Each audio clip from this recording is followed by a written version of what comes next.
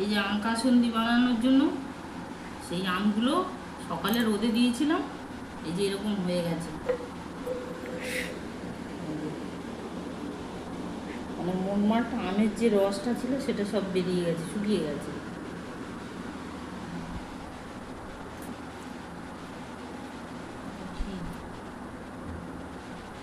আমের আঁশ ও কাপড় দিয়ে ঢাকা দিচ্ছিলাম, এবার আমি এর মধ্যে ভরে দেবো সব আমগুলো।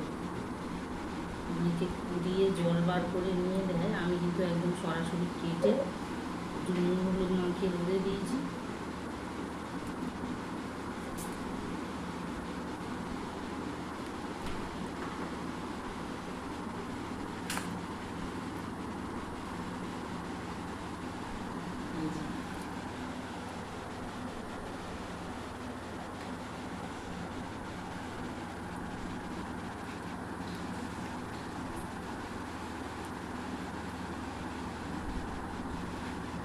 আম কাসুন্দি কাঁচা কাঁচা ভালো লাগে, টক টক রোদে দিয়েছি তো।